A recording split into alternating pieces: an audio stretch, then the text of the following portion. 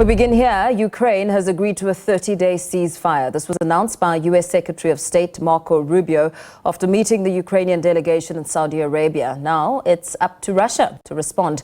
For more on this developing story, we're joined on the line by SABC News international editor Sophie Mokoena. Very good evening to you. Do we have any information on some of the finer details of this agreement? Well, we do have some information, but it is still very, very sketchy in terms of the content of this agreement in relation to documents presented to Ukraine. But we do know that Ukraine has agreed to a 30-day ceasefire. And on the other hand, America has agreed to resume sharing intelligence with Ukraine and also to continue to supply Ukraine with military capability.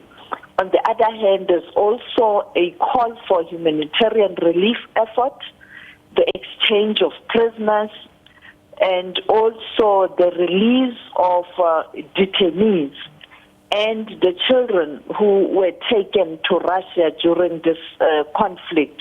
Those are the issues that were made public today. Now it is up to the United States of America to go to Russia and present what Ukraine has agreed to in relation to the to Russia, and only when Russia has agreed to this ceasefire, we are going to see the implementation of the ceasefire. However, it's not clear who will be monitoring the implementation and the compliance, because when you have a ceasefire, you must have a country or an organization, for example, in this case, the United Nations, and some stakeholders that would ensure that both sides comply with the agreement, and there's a guarantee that no side will break the ceasefire. With all of the uncertainty, are we likely going to see Russia and Ukraine engaged in direct talks? That's one issue that the Americans are saying. They are saying, yes, it's not a permanent ceasefire, but it will lead to a permanent ceasefire and the negotiations by all stakeholders. It's almost similar to the agreement between Hamas and Israel, where it started with phase 1, phase 2, and now negotiations around phase 2 and phase 3.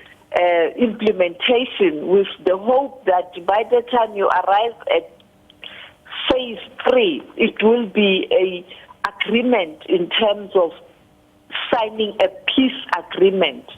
That's exactly what I think the Americans are hoping for with Ukraine and Russia, that yes, you start with 30 days ceasefire with agreement to do these issues, or implement these issues while you continue to negotiate for a permanent ceasefire and a peace process that would lead to the two sides meeting and perhaps continuing to find a lasting solution. However, I saw earlier on a member of parliament of Ukraine saying that much as they agree to the ceasefire, they don't really trust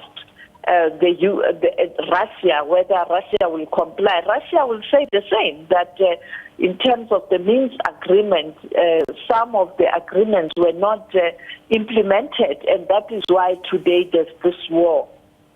Yeah. Very well. Thank you so much. Let's leave it there for now. Of course, a developing story that we do continue to monitor. Joined there by SABC News international editor Sophie Mokoena, bringing us to speed with the latest on that story.